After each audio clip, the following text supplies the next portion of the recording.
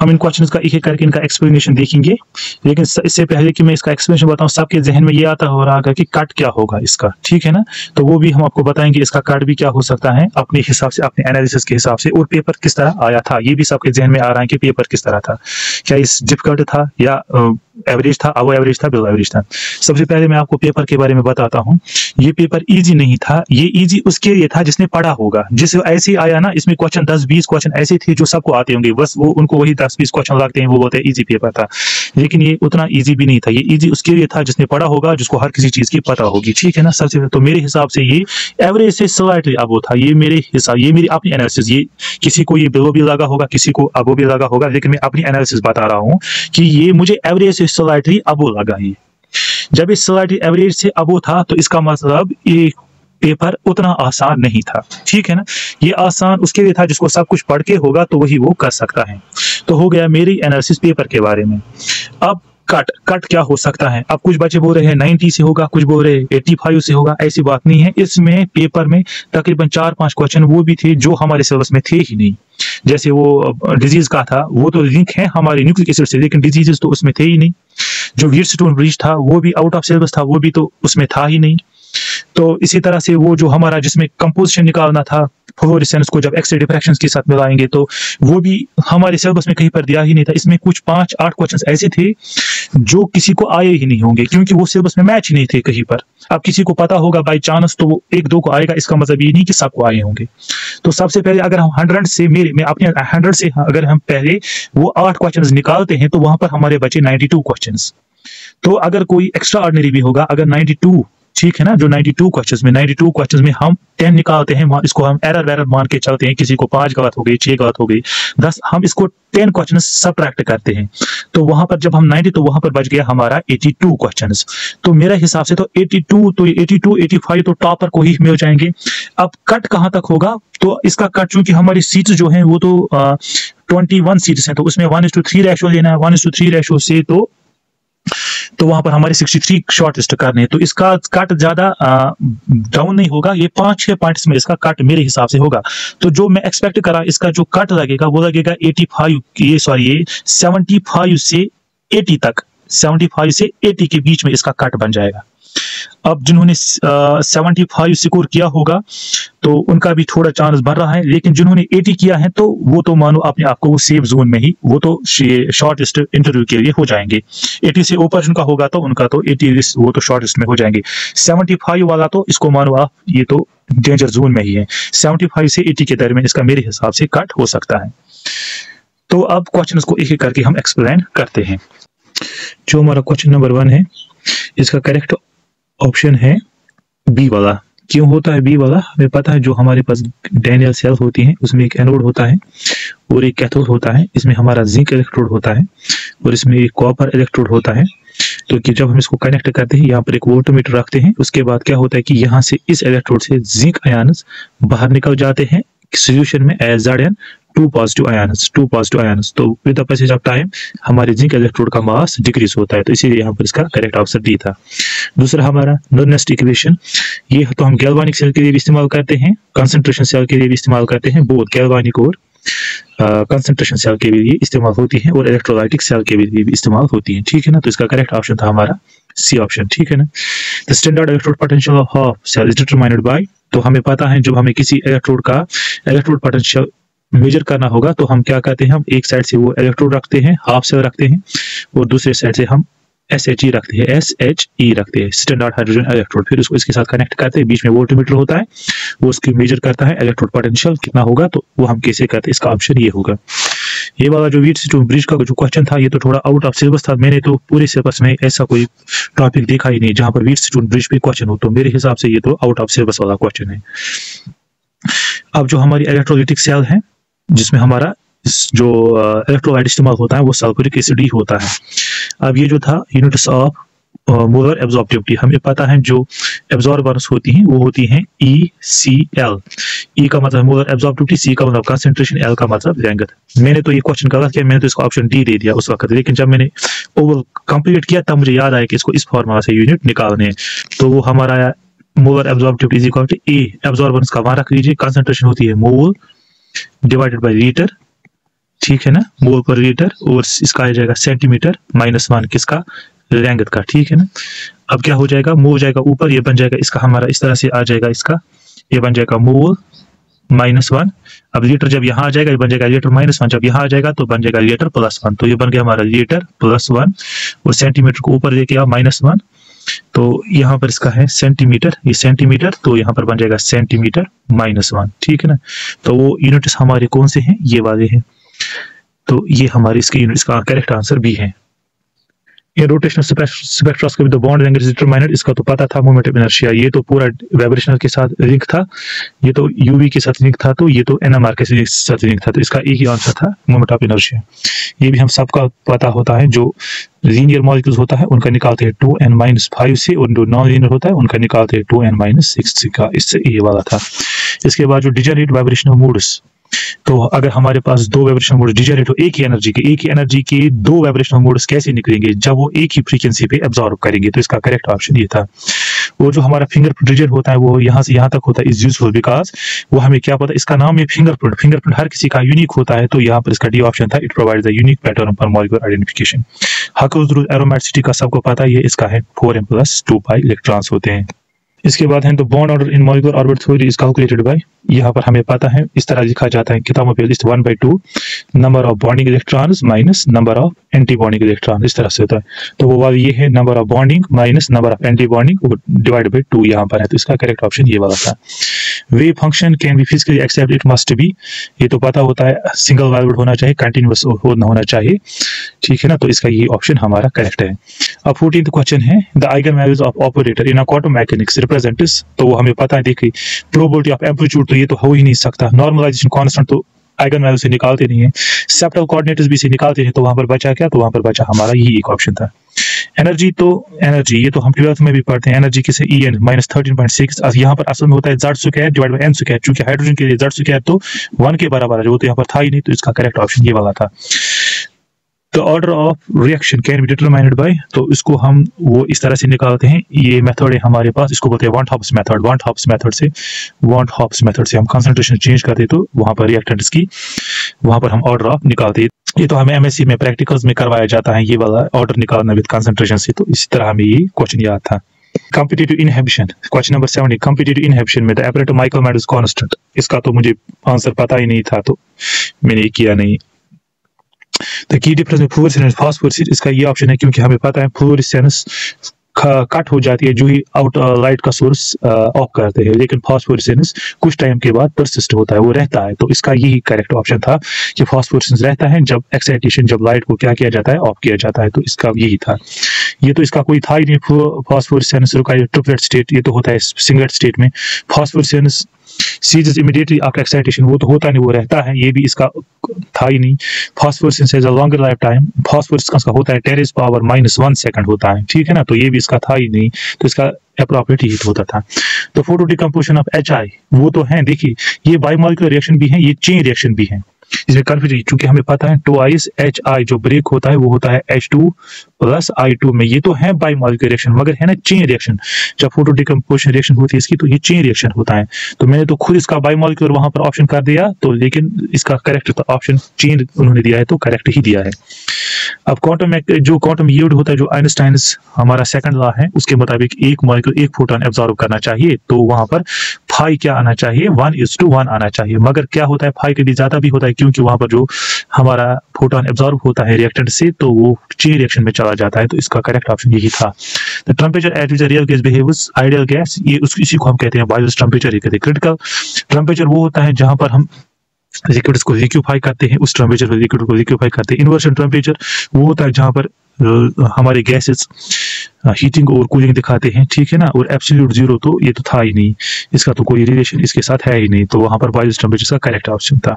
तो Joule's Thomson effect states that matter describes, इसका तो कंफ्यूजन था यहाँ पर, तो हमें सबको पता है जो जूल्स थॉमसन इफेक्ट होता है वो हीटिंग के रिलेटेड होता है, तो उस वक्त हमने तो ये ऑप्शन दे दिया, लेकिन ये तो इसका रॉन्ग था, तो वो वहां पर दिखा रहे कि में सी ऑप्शन है वर्क डन आइसोथर्मल एक्सपेंशन, तो ये तो इसका करेक्ट ऑप्शन, तो अब की के मुताबिक यही है।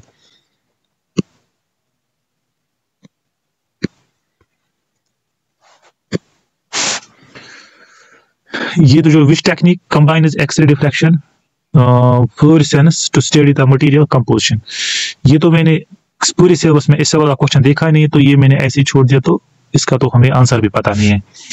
ये तो कंटिन्यूटी स्टेट में जो हमारा टॉपिक था इन सुपर क्रिटिकल फ्लूइड रीजन, इसका तो वहां पर क्या होता है कि जो लिक्विड और गैस फेज वो एक ही फेज हो जाते हैं, वो होमोजेनस फेज बन जाते हैं और उसकी डेंसिटी हम वेरी कर सकते हैं। तो इसका करेक्ट ऑप्शन यही था।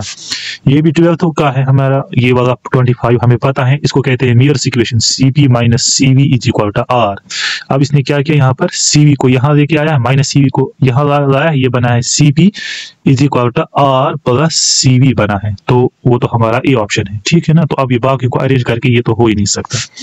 अब entropy of ideal gas, ideal gas entropy जब वो किसी प्रोसेस में हो जाएगा, कोई हमारा आइडियल गैस एक आइसोलेटेड सिस्टम है, इसमें हमारा आइडियल गैस है, जब इसको किसी हम स्पॉन्टेनियस प्रोसेस में लेके आएंगे, स्पॉन्टेनियस का मतलब होता है जो खुद होता है, तो ये जब प्रोसेस में चला जाएगा तो इसकी एंट्रोपी ऑटोमेटिकली बढ़ जाएगी, क्योंकि किसी प्रोसेस में जा रहा है, कुछ तो बना रहा है ना, तो कुछ जब बना रहेगा तो इसके नंबर ऑफ मॉलिक्यूल ज्यादा बन जाएंगे, ठीक है ना, या तो ये फैल रहा है, ठीक है ना, कुछ भी हो सकता है। तो ये एक स्टेट, तो ये डिसऑर्डर से, ये ऑर्डर से डिसऑर्डर की तरफ जा रहा है, तो इसका मतलब इसकी एंट्रोपी बढ़ रही है, यानी कि पॉजिटिव है इसका। ये याद रखना पड़ता है। जो 27 ये जो 12th में पढ़ाता होगा, जो 11th 12th का ये थर्मोडायनेमिक्स में है, ये वहां पर याद रखना पड़ता है। जो CV ऑफ डायटोमिक गैस होता है वो होता है 5/2R, जो CP होता है वो 3/2R होता है, ठीक है ना। तो इसका अब जो हमें यहाँ पर पूछा गया था CV, तो इसका आ जाएगा हमारा 5/2R। एबनॉर्मल क्वालिटेटिव प्रॉपर्टी, तो सोल्यूशन से क्वेश्चन आया है, तो इसका पता है हमें, जब सोल्यूशन एसोसिएट और डिसोसिएट होता है तभी तो हमारा एबनॉर्मल वैल्यू आता है। For ideal solution which of the following is true, कौन सा ट्रू है, क्योंकि आइडियल सोल्यूशन के लिए हमें कंडीशन है कि जो रोल्स लॉ होता है, वो जो पार्शियल प्रेशर ऑफ A वो बराबर होना चाहिए mole fraction of A into vapour pressure of A into pure state, और mole fraction of partial pressure of B is equal to mole fraction of B into pressure of B in the pure state। तो ये दोनों होने चाहिए, तो A भी follow करना roles law, B भी फॉलो करना चाहिए रोल्स लॉ, तो इसका both the components should follow roles law. Boron hybrid cycle हमें सबको पता है, ये तो लैटिस एनर्जी में निकालने में लगता है। विच मॉलिक्यूल sp हाइब्रिडाइजेशन, वो तो ये है, क्योंकि C triple bond CH alkyne इसी का है, तो यहाँ पर हमारे ट्रिपल बॉन्ड भी कंसीडर करना है, सिंगल बॉन्ड एक और एक, दो का क्या निकलता है sp यहाँ पर है। वेल्स बॉन्ड थ्योरी फेल्स होते हमें पता है पैरामैग्नेटिज्म, क्योंकि वो बॉन्डिंग पे एक्सप्लेन करता है, मगर पैरामैग्नेटिज्म हमारी वेल्स बॉन्ड थ्योरी में नहीं निकलता। इसका करेक्ट ऑप्शन यही था।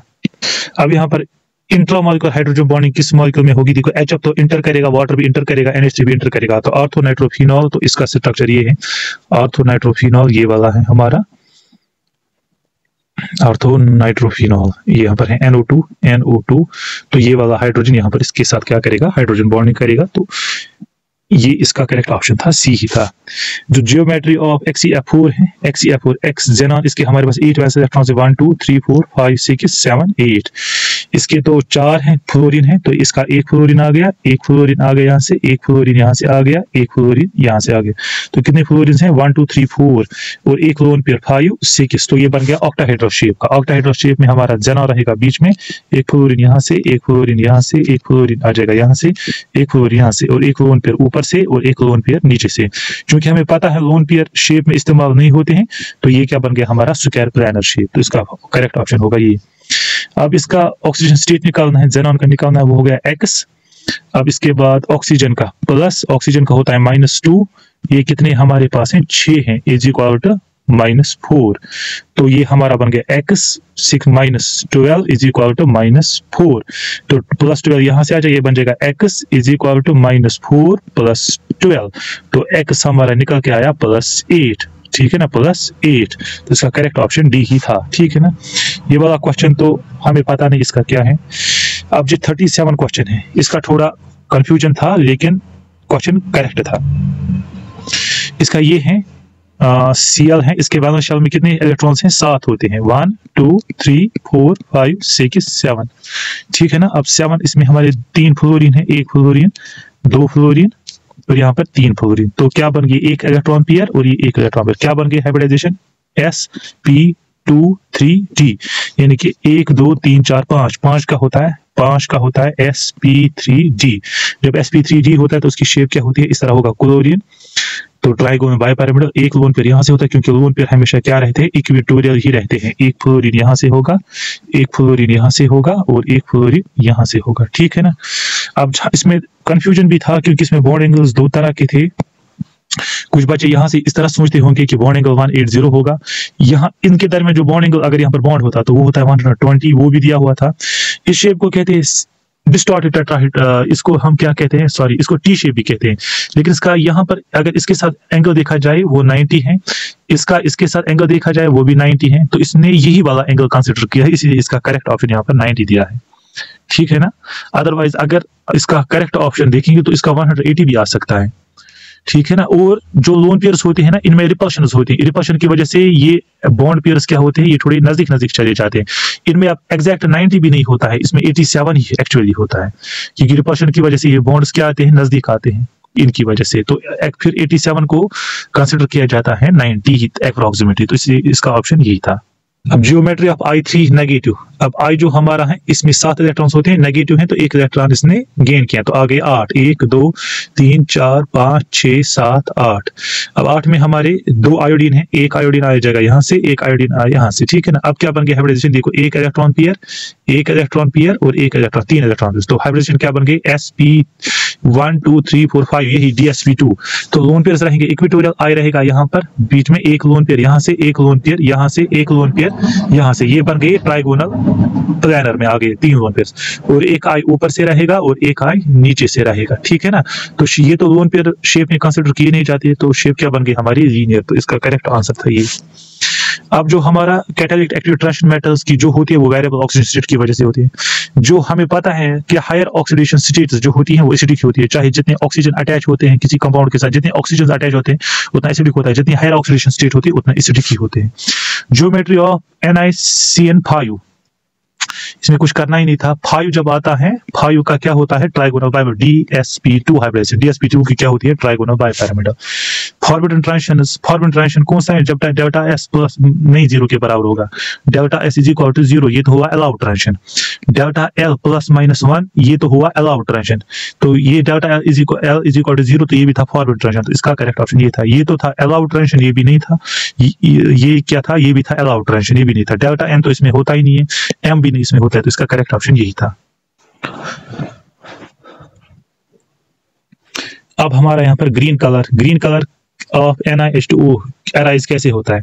सबसे पहले तो जो हमारे डी ट्रांजिशन होते हैं पार्ट्स फॉरबिडन होते हैं, तो इसकी वजह से तो नहीं होगा। FF तो इसमें कोई इन्वॉल्वमेंट है ही नहीं, वो भी नहीं हो सकता है। चार्ज ट्रांसफर का इसमें कोई पॉसिबिलिटी है ही नहीं, तो इसमें बचा का खाली स्पिन फॉरवर्ड डी ट्रांजिशन इसमें अप्रोप्रिएट होता है। जो हमारे जो जॉइंट डिस्टॉर्शन है, तो हमारे यूनिवर्सिटी में, जो कश्मीर यूनिवर्सिटी में, वहाँ पर एक प्रोफेसर है जिसका नाम था रिजवान सर, जिसका नाम था रिजवी सर, बराबर उसी की टर्म है, MSc में बराबर यही टर्म वो दिखाते हैं कि non linear molecules in a degenerate electronic state are unstable. बस मुझे तो उसी की वो टर्म याद आई। अब यहाँ पर 45 का देखो, ब्यूटाइन को जब हाइड्रोबोरेशन ऑक्सीडेशन करते हैं तो क्या हो जाएगा, CH, पहले तो ये हो जाएगी हाइड्रोबोरेशन ऑक्सीडेशन, अकॉर्डिंग टू हो जाएगी एंटी मॉर्कॉनिक्स, ठीक है ना, मॉर्कॉनिक्स रूल। तो यहाँ पर ऐड हो जाएगा OH, यहाँ पर ऐड हो जाएगा H, ठीक है ना।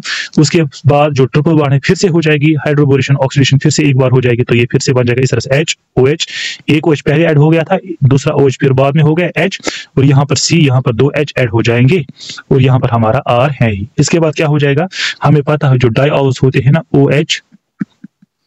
OH डाइऑल्स, तो ये अनस्टेबल होते हैं, ये जल्दी एक OH और H ये निकल जाता है, बनाता है H2O।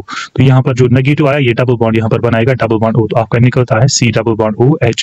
तो यहाँ पर आपका टर्मिनल पे आ जाएगा C डबल बॉन्ड OH। जब C डबल बॉन्ड OH है तो आपका प्रोडक्ट क्या बन जाएगा, ये हमारा है, तो इस कार्बन पे आ जाएगा C डबल बॉन्ड OH, यहाँ पर आ गया CH2, और आपने यहाँ पर एक कार्बन, 2 कार्बन, C और C, तो क्या बन गया हमारा 1 2 3 4 ब्यूटानल बन गया। तो ब्यूटानल आपका ये ऑप्शन था।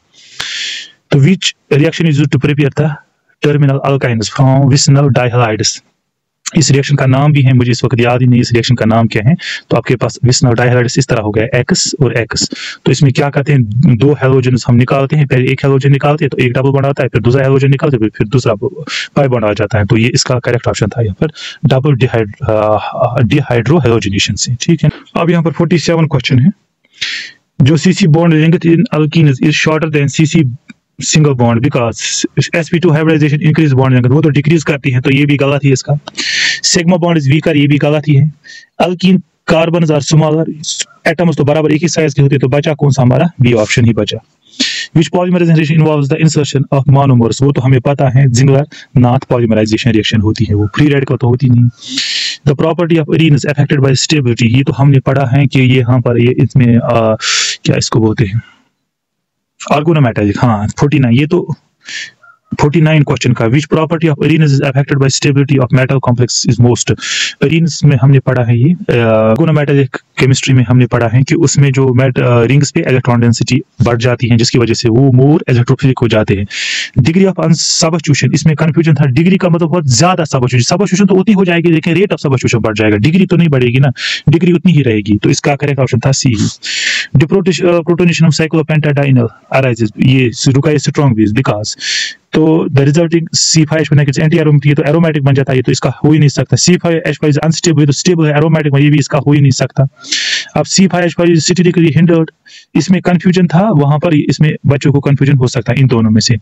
इसका करेक्ट ऑप्शन अगर मानेंगे तो इसके दोनों तो क्लोज आ रहे हैं, लेकिन इसका ज्यादा करेक्ट ये था क्योंकि हमारे ऑर्गेनिक एसिड्स वीक एसिड्स थी, तो इसका करेक्ट ऑप्शन ये था, तो ये वाला कम, क्योंकि वो ज्यादा स्टैटिक हिंड्रेंस नहीं होती है।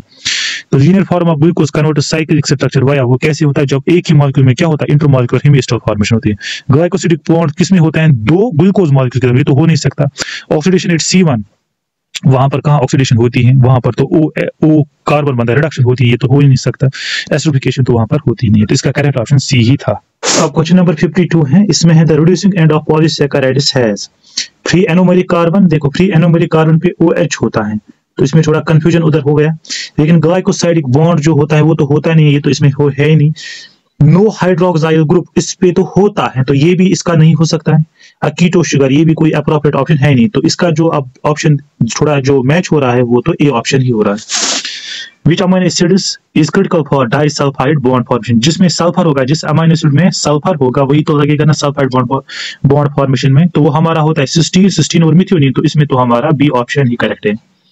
ये तो ये वाला क्वेश्चन था, तो ये भी मुझे लग रहा है आउट ऑफ सिलेबस है, क्योंकि ये डिजीज वाला तो पोर्शन तो हमें कहीं था ही नहीं, लेकिन चूंकि ये आप न्यूक्लिक एसिड के साथ अटैच हो सकता है, तो इसको भी सिलेबस का ही कंसिडर कर सकते हैं, वरना तो मैंने तो कहीं सिलेबस में ऐसा डिजीज वाला पार्ट तो देखा ही नहीं है। अब न्यूक्लियोसाइड कंसिस्ट्स ऑफ, जो हमारे न्यूक्लियोटाइड्स होते हैं, न्यूक्लियोटाइड्स जो होते हैं वो बने हुए होते हैं sugar plus nitrogenous bases plus phosphate, तो इन दोनों को बोलते हैं न्यूक्लियोसाइड, इन तीनों को बोलते हैं न्यूक्लियोटाइड। तो न्यूक्लियोसाइड बता रहा था, तो वो है शुगर प्लस नाइट्रोजनस बेस, तो वो है हमारा शुगर प्लस नाइट्रोजन बेस, तो इसका ऑप्शन ये है। Which RNA molecule has anti-codon loop? अभी एंटी-कोडॉन लूप क्या होता है, कोडॉन क्या होता है, ये तो बायोलॉजी का क्वेश्चन है, तो ये भी चूंकि न्यूक्लिक एसिड के साथ कनेक्टेड, लेकिन डिजीज वाला पार्ट है, कोडॉन वाला पार्ट तो वहां पर था ही नहीं, इसलिए मुझे भी लगता है ये वाला क्वेश्चन भी इसके साथ रिलेट, ये तो मेरे हिसाब से आउट ऑफ सिलेबस है, लेकिन चूंकि न्यूक्लिक एसिड के साथ कनेक्टेड है तो इसको हम क्लैम कर ही नहीं सकते। अब है हमारा NH bending vibrations of primary amines near, कहां पर होता है? इसका तो याद होना चाहिए था, वो 1600 पे होता है, लेकिन वहां पर कंफ्यूजन ये था कि जो हमारे NH हाइड्रोजन रीजन होता है ये तो होता है 2800 से लेकर 2900 से लेकर 4000 तक, ये वाला रीजन होता है जो हमारा हाइड्रोजन रीजन होता है, तो इसमें तो ऑप्शन तो वहां पर ये वाला कंफ्यूजन ऑप्शन था, तो इसका बहुत सारे बच्चों ने ये दिया होगा, लेकिन इसका जब मैंने देखा तो इसका करेक्ट ऑप्शन था 1600। तो OH जो stretching for alcohol appears broad peak, वो तो सबको होता है 36 और 3200 के बीच में इसका होता है। स्ट्रेचिंग फ्रीक्वेंसी ऑफ कार्बोनिल, वो तो सबको 1700 750 तक ये इसका हो जाता है। एल्डिहाइड है एडिशनल पीक, जो एल्डिहाइड हमारा है C डबल बॉन्ड O, एक तो इसका आ जाएगा C double bond, stretching frequency aldehyde का होता है वो 1730 पे होता है। अब ये जो एडिशनल 2720 पे 27 जो हमारा अभी मैंने बोला CH स्ट्रेचिंग फ्रीक्वेंसी, जो हाइड्रोजन बॉन्ड की स्ट्रेच, वो तो इस रीजन में होता है, ठीक है ना, तो इस रीजन में हमारा कौन सा आता है? ये वाला 2720 आ जाएगा CH वाली बॉन्ड, तो इसका बी ऑप्शन करेक्ट होगा। अब primary amines show 2NH stretching frequency इतने पे, हाइड्रोजन बॉन्डिंग इन सॉलिड और concentrated solution cause this peaks to. अब जो हमें पता है जो हाइड्रोजन बॉन्डिंग से NH पीक्स को क्या होता है, NH पीक्स तो वीक हो जाती है जब ये हाइड्रोजन बॉन्डिंग करेगा किसी के साथ, तो ये तो बॉन्ड तो थोड़ा वीक हो जाएगा, उससे क्या हो जाएगा, उससे ये स्ट्रॉन्गर फ्रीक्वेंसी और वीकर फ्रीक्वेंसी अब्सॉर्ब करेगा, जिसकी वजह से ब्रॉडर पीक आ जाएगी हमारी, ठीक है। अब जो ये वाला क्वेश्चन था इसमें तो डाउट है, ये तो हाँ बोल रहा है कि increasing solvent dielectric constant generally increase intensity off peak. तो इसका करेक्ट ऑप्शन है इंक्रीजेस, क्योंकि हमारा जब सॉल्वेंट का डाइलेक्ट्रिक कांस्टेंट बढ़ाते हैं, डाइलेक्ट्रिक कांस्टेंट का मतलब हुआ पोलरिटी बढ़ाना, जब पोलरिटी बढ़ाएंगे तो डाइपोल मोमेंट बढ़ेगा, जब डाइपोल मोमेंट बढ़ेगा तो एब्जॉर्प्शन ज्यादा हो जाएगा, तो इंटेंसिटी ज्यादा आ जाएगी।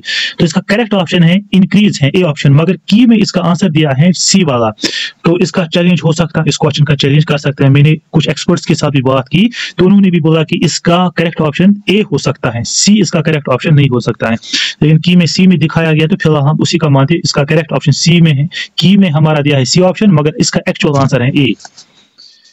अब सुपेटिक पैटर्न ऑफ आपको बोल रहा है कि आपका CH है और इसका एडजेसेंट है CH2 है, ठीक है ना। तो जब एडजेसेंट CH2 है तो हमारी इस पे सुपेटिंग क्या हो जाएगी N+1, ठीक है ना। तो असल में होता है 2 × N × I+1 होता है, क्योंकि हमारा I हाइड्रोजन का होता है 1/2, 2 और 2 हो गया कैंसिल, तो वहां बचा N और 1, इसलिए होता है N+1। अब यहाँ पर 2 + 1 हो गया 3, तो इसका आंसर आ गया ट्रिपलेट आ जाएगा इसका। केमिकल शिफ्ट किसमें मेजर करते हैं, तो ये सबको पता होगा ppm में ही करते हैं। तो इसका इंटरनल स्टैंडर्ड हम HNMR के लिए कौन से देते हैं, ट्राइमेथाइलसिलाइन हम देते हैं, ये तो ये भी सबको पता है। न्यूक्लियर ओवरहाजर इफेक्ट, इसमें भी हमें पता है, इसमें जो स्पेस इंटरेक्शंस होती हैं तो उसी की वजह से क्या होता है, हमारी स्प्लिटिंग हो जाती है। तो इसका करेक्ट ऑप्शन ये है। मॉलिक्यूलर वेट तो इसका मैच ही नहीं हो रहा है। रेट एक्सचेंज भी इसमें होता है, ये तो कोई ऑप्शन मैच ही नहीं हो रहा है। तो हेटेरोन्यूक्लियर का भी इसमें कोई मैच नहीं, तो इसका करेक्ट ऑप्शन था बी ही था। अब long range J4 coupling, J4 coupling किसमें हो जाएगी, ये तो हमारे पता है एराइन्स में ही होती है J4 कपलिंग। देखो इस तरह से हमारा होता है, इसको W कपलिंग भी बोलते हैं। ये यहाँ पर H है, इसको हो गया 1, ये हो गया 2, ये हो गया 3 और यहाँ पर हो गया 4। क्योंकि ये W इस तरह है, W बनता है तो W कपलिंग हमारे एरोमेटिक सिस्टम्स में ही होती है, ठीक है ना। अब केमिकल शब्द NMR डाउन फील्ड, इसका तो प्रॉब्लम था, इसमें यहाँ पर 2 ऑप्शंस में कंफ्यूजन था। एक तो इसका था it is attached to the carbon adjacent electronegative atom. हाँ, अगर इलेक्ट्रोनेगेटिव एटम होगा एडजेसेंट में X होगा, C डबल बॉन्ड इस तरह सिंगल बॉन्ड H होगा, तो ये इलेक्ट्रॉन डेंसिटी को विड्रॉ करेगा, तो इसकी वजह से ये डाउन फील्ड आ जाएगा। लेकिन यहाँ पर ये भी लिखा है अगर हाइड्रोजन होगा in the shielding cone nearby aromatic region, क्योंकि हमें पता है एरोमेटिक रिंग जो होती है हमारी बेंजीन रिंग, उसका जो कोन होता है ये वाला, उसका जो कोन होता है, ये तो डायमैग्नेटिक रीजन है, इसमें तो शील्डिंग होती है, और जो बाहर वाला रीजन है इसमें तो क्या होती है डिशील्डिंग। यहाँ पर बोल रहा है कि इन द डिशील्डिंग कोन, यानी कि इस कोन में अगर होगा तो वो तो अप फील्ड दिखाएगा, तो इसका मतलब ये भी इसका ऑप्शन गलत ही था, ठीक है ना। तो अब यहाँ पर part of the एल्फेटिक hydrocarbon chain, तो ये भी कोई रिलेवेंट ऑप्शन था ही नहीं। हाईली सिमेट्रिकल एनवायरनमेंट, यानी कि ये भी इसका ऑप्शन करेक्ट था, तो मेरे हिसाब से इसका जो करेक्ट ऑप्शन है ये है, ए है। और की पे क्या है तो वो इस वक्त मुझे पता भी नहीं है। अब chemical shift of alkyne proton in ethylene appears down field, वो तो हमें पता है, जो इथिलीन होता है C डबल बॉन्ड C, इसका जो ये होता है कोन होता है वो इस तरह से बनता है हमारा, इसका जो कोन होता है वो इस तरह से बनता है। तो इस रीजन में हमारी डिशील्डिंग होती है, जो हमारा इथिलीन हाइड्रोजन वो बाहर होता है, जो हमारा डिशील्डिंग जोन में होता है, इसलिए क्या होता है 5 to 6 में आ जाता है। तो इसका ए ऑप्शन करेक्ट था। Which of the following pair will exhibit,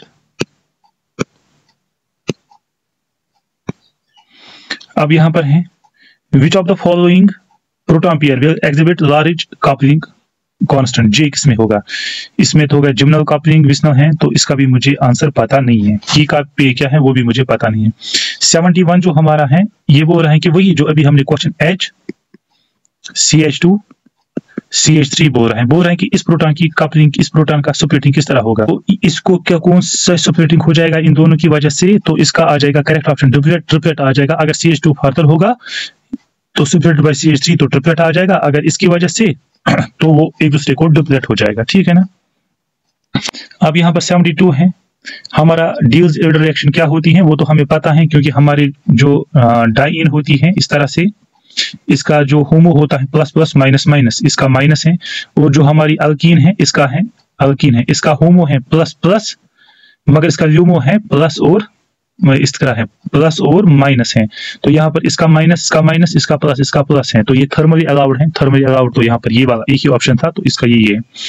जब the following reaction is an example of electrocyclic, तो इसका करेक्ट ऑप्शन सी है, क्योंकि हमें पता है जब हमारे पास साइक्लोब्यूटेन होगा तो ये इस तरह ये बॉन्ड ब्रेक हो जाएगा, ये यहाँ आ जाएगा, तो आपका इस तरह बन जाएगा। तो ये हमारी इलेक्ट्रोसाइक्लिक रिंग ओपनिंग है। क्लाजन जो रीअरेंजमेंट है वो 3,3 सिग्मा टॉपिक रीअरेंजमेंट होता ही है, ठीक है ना। 2-3 तो होता नहीं है, 1-5 भी होता नहीं है, तो ये भी होता नहीं है। Which of the following is characteristic feature of SN2, ये सबको पता है। इनवर्स सिंगल स्टेप होता है biomolecular nucleophilic attack inversion configuration. SN1 उसमें क्या होता है, हमारा रेट ऑफ डिटरमाइनिंग स्टेप क्या होता है, जो हमारा R-X बॉन्ड, ये X बॉन्ड का ब्रेक होना और कार्बोकैटायन बनना, वही हमारा क्या होता है रेट ऑफ डिटरमाइनिंग स्टेप, तो हमारा फॉर्मेशन ऑफ कार्बोकैटायन। अब वुल्फ रीअरेंजमेंट हमारा इन्वॉल्व क्या होता था, कार्बोक्सिलिक एसिड तो बनता नहीं है उसमें, अल्कीन तो बनता भी नहीं, एल्डिहाइड भी नहीं, तो वहां पर हमारा कीटीन होता है, तो इसका करेक्ट ऑप्शन बी ही था। वुल्फ रीअरेंजमेंट हमारा क्या होता है लास्ट स्टेप में, जो हमें पता है, जो लास्ट हमारा बनता है इसमें कीटीन ही बनता है, C double bond O double bond C, यहाँ पर RH होता है। जब यहाँ पर अमाइन NH2 जब इसको अटैक करेगा इस तरह से, तो ये हो गया न्यूक्लियोफिलिक अटैक हो गया कार्बिन पे, तो ये अगर छोड़ा किसी ने पढ़ा होगा तो न्यूक्लियोफिलिक यहाँ पर हो गया अटैक, तो न्यूक्लियोफिलिक अटैक एक ही ऑप्शन में, तो इसका ये वाला हो गया। इंटरमीडिएट क्या बनता है, कार्बिन ही बनता है, ये वाला। और मैं आपको बता दूं ये वाला क्वेश्चन, ये वाला क्वेश्चन, और इससे जो पहले मैंने इलेक्ट्रोसाइक्लिक का, ये 2009 में पूछे गए थे इसी एग्जाम में JKPSC में। जो 80 वाला क्वेश्चन था हमारा, the factors determine the most stable unsymmetrical pinacol, वो तो पता है क्योंकि हमारा हमारा इंटरमीडिएट वहां पर कार्बोकैटायन बनता है, तो स्टेबिलिटी ऑफ रिजल्टिंग कार्बोकैटायन, जो कार्बोकैटायन जैसा बनेगा वैसा प्रोडक्ट हमारा बनेगा। अब ये वाला क्वेश्चन था, इसमें तो डाउट था, इसमें इस ऑप्शन में और इस ऑप्शन में कंफ्यूजन था, क्योंकि अगर जो हमारा आइसोप्रोपाइल ब्रोमाइड था तो इसका इस तरह से Br था, अगर जब Br यहाँ पर निकलेगा तो यहाँ पर सेकेंडरी कार्बोकैटायन बनेगा। जो ये वाला था तो इसका ये इस तरह था Br, जब यहाँ पर ये निकलेगा तो यहाँ पर हमारा बन जाएगा प्राइमरी कार्बोकैटायन। लेकिन कुछ बच्चों ने क्या किया, उन्होंने बोला कि यहाँ पर रीअरेंजमेंट हो जाएगा तो ये शिफ्ट मिथाइल यहाँ शिफ्ट हो जाएगा, कार्बोकैटायन यहाँ बनेगा, तो फिर वो टर्शियरी बनेगा, तो कुछ बच्चों ने ये वाला ऑप्शन दिया है। लेकिन मेरे हिसाब से यही होना चाहिए था, C ही, लेकिन वहां पर दिया गया है B। जब मैंने चेक किया तो वो कह रहे हैं कि वहां पर एक्सप्लेनेशन यहाँ पर प्राइमरी कार्बोकैटायन बनेगा, तो इसलिए एक स्टेबल होगा, यहाँ पर सेकेंडरी बनेगा, तो इसलिए इसका करेक्ट ऑप्शन बी ही होगा। मगर मैंने खुद इसका C ऑप्शन दिया, मैंने सोचा कि यहाँ पर क्या हो जाएगा, रीअरेंजमेंट होकर टर्शियरी बन जाएगा, तो स्टेबल तो वही होगा, तो लेकिन ऐसा नहीं था फिर। अब हॉफमैन्स प्रोडक्ट हमें पता है, सिट्ज़ैप्स रूल और हॉफमैन्स रूल। सिट्ज़ैप्स रूल में मोर सबस्टिट्यूट बनता है और हॉफमैन्स रूल में लेस सबस्टिट्यूट बनता है। जो following characteristic feature of E2 elimination क्या होता है, E2 एलिमिनेशन हमारा क्या होता है, एक स्टेप में होता है, involves concerted proton abstraction age group. हमें पता है कि एक स्टेप में होता है, जिस तरह हमारा SN2 होता है, तो इसका ये जो हॉफमैन्स एलिमिनेशन लास्ट स्टेप में क्या होता है, वो उसका एक ही स्टेप है, अल्कीन बनता है, जब अमाइन निकलता है तो अल्कीन और टर्शियरी अमाइन और वाटर बनता है। The final step of Hofmann's elimination is deprotonation of alkene, deprotonation हो जाएगा तो अल्कीन बन जाएगा, यही होगा हमारा लास्ट स्टेप ही होगा। अब कार्बोकैटायंस की स्टेबिलिटी, ये तो बचे को होता है, इसका करेक्ट ऑप्शन 1 2 3 ही आ जाएगा। इंडक्टिव इफेक्ट अल्काइल ग्रुप का R इफेक्ट, ये भी सबको पता है, इलेक्ट्रॉन डोनेटिंग इफेक्ट ही होता है। हाइपर कॉन्जुगेशन भी सबको पता है कि ओवरलैपिंग ऑफ सिग्मा बॉन्ड और MPTP ऑर्बिटल ही होता है। कार्बीन स्टेबलाइजर बाय, ये वाला क्वेश्चन भी कंफ्यूजिंग था, इसमें हमारे क्या था, इसमें ये वाला पार्ट और ये वाला पार्ट कंफ्यूजन था। इस वाले पार्ट में कोई कंफ्यूजन नहीं था, क्योंकि हमारा कार्बीन जो है इसमें MPT ऑर्बिटल होता है, जब इसके साथ क्लोरीन होगा इसमें इलेक्ट्रॉन पेयर होगा, ये इलेक्ट्रॉन पेयर दे देगा, इसको स्टेबलाइज करेगा, लेकिन ये 3p है और ये 2p है, तो यहाँ पर इफेक्ट ओवरलैप नहीं होगा, तो ये कम स्टेबल होगा। अब कंफ्यूजन बच्चों को इन दोनों में हो गया, इसमें क्या हो गया, जो CF है इसमें C और F है, इस पे इलेक्ट्रॉन पेयर है, तो इजीली इसको दे देगा, इसको स्टेबलाइज करेगा रेजोनेंस से। मगर मसला ये है कि यहाँ पर फ्लोरीन का इंडक्टिव इफेक्ट डोमिनेट होता है, रेजोनेंस इफेक्ट कम होता है, इसलिए ये स्टेबल होगा। तो इसलिए इसका सबसे ज्यादा स्टेबल क्या होगा, ये होगा कार्बीन, और जब इसको pH अटैच होंगे 2 तो ये क्या होगा, ये यहाँ पर इलेक्ट्रॉन जाएंगे यहाँ पर, तो सबसे ज्यादा स्टेबल होगा यही वाला C ऑप्शन। अब क्वेश्चन नंबर 90 है, तो इसका करेक्ट ऑप्शन मुझे पता नहीं है क्या है, तो और की का भी मुझे इस वक्त याद ही नहीं इसका। अब क्वेश्चन नंबर ये है, सिटीरोमरस एक्सिस्ट्स, अब मॉलिक्यूल में 3 कायरा सेंटर, तो वो कैसे निकला, 2 रेज़ पावर n, जो हमारा n है 2 रेज़ पावर, तो वो आ गया 2 रेज़ पावर 3, तो वो आ गया 8, इसका करेक्ट ऑप्शन ये होगा। अब ये वाला क्वेश्चन भी कंफ्यूजिंग है, इसमें हमें RS बोलना था, अगर प्रायोरिटी देंगे इसको 1 आ जाएगा, इसको 2 आ जाएगा, इसको 3 आ जाएगा, फिर इस तरह से रोटेशन हो जाएगी तो R बन गया। मगर चूंकि हमारा हाइड्रोजन है ये तो वर्टिकल है, तो R से क्या बन जाएगा, S, तो इसका करेक्ट ऑप्शन S था। तो लेकिन हमारी जो की है आंसर की, वहां पर R दिया है, तो इसमें भी मुझे लगता है चैलेंज हो जाएगा। तो अब हमारा क्वेश्चन नंबर 93 है, हमें पता है जब न्यूक्लियोफिलिक अटैक होता है तो वहां पर इन्वर्जन कॉन्फ़िगरेशन होता है, वो SN2 में होता है। अब कोर्स किसे हम E और Z आइसोमर्स डिफरेंशिएट करते हैं, वो तो NMR से, क्योंकि कपलिंग कांस्टेंट में हमारा ट्रांस में होता है 16 हर्ट्ज होता है, उसमें 9 to 10 हर्ट्ज सिस में, तो कपलिंग कांस्टेंट हम सिस ट्रांस पता लगा सकते हैं, इसका तो करेक्ट ऑप्शन C ही। अब हमारे चेयर साइक्लोहेक्सेन में चेयर कन्फर्मेशन में कितने एक्सियल हाइड इक्वेटोरियल होते हैं, 6 होते हैं एक्सियल और 6 होते हैं इक्वेटोरियल। और पैच में रिएक्शन किसमें लगती है, क्यूमेरिन सिंथेसिस करने में। फाइज रीअरेंजमेंट इंटरमीडिएट कौन था, एसाइल आयन होता है। अब 98 में जो एक्टिव न्यूक्लियोफाइल जनरेटर या रीमर्टिव रिएक्शन वो होता है डाइक्लोरोकार्बन, ये तो सबको पता ही होता है। जो first step of aldehyde condensation में क्या होता है, इनोलेट होता है, क्योंकि बेस हमारी एब्स्ट्रैक्ट करती है प्रोटॉन। अब केनोजॉल रिएक्शन में क्या बनता है, बेंजल अल्कोहल और बेंजल बेंजोएट, सोडियम बेंजोएट बनता है, क्योंकि हमारा इस तरह से है PH C double bond O H है, तो हमारा ओ एच आ जाएगा, बेस इसको अटैक करेगा, यहाँ चला जाएगा, तो इस तरह बन जाएगा P H C O negative, यहाँ पर एच, यहाँ पर ओ एच। उसके बाद क्या हो जाएगा, ये नीचे आ जाएगा, तो यहाँ पर हाइड्राइड निकल जाएगा, तो यहाँ पर बन जाएगा P H C double bond O H बन जाएगा, ठीक है ना। अब जो यहाँ पर एच हाइड्राइड निकल गया, एच नेगेटिव निकल गया, ये दूसरे को अटैक करेगा, पी एच हमारा है P H C double bond O H, तो ये क्या करेगा, ये एच नेगेटिव इस दूसरे को अटैक करेगा, ये यहाँ चला जाएगा, तो ये बन जाएगा पी एच सी, ऊपर से बन गया फिर ओ एच, क्योंकि सॉल्वेंट से एच अब्स्ट्रैक्ट करेगा, एच बन गया, तो ये बन गया हमारा अल्कोहल, ठीक है ना। अब ये एच जो सॉरी यहाँ पर नेगेटिव बन गया, ये नेगेटिव यहाँ पर इससे एच लेगा, ठीक है ना, तो ये बन गया हमारा क्या बन गया हमारा पी एच, ये बन जाएगा P H C double bond C single bond O negative O H, और यहाँ पर एच, यहाँ पर एच, तो वो जो हमारा रहा वो बना P H C double bond O negative रहा, तो ये सॉल्वेंट से लेगा, तो बन गया सोडियम बेंजोएट, ये बन गया बेंजोल अल्कोहल। तो इसका करेक्ट ऑप्शन यही था, ठीक है ना।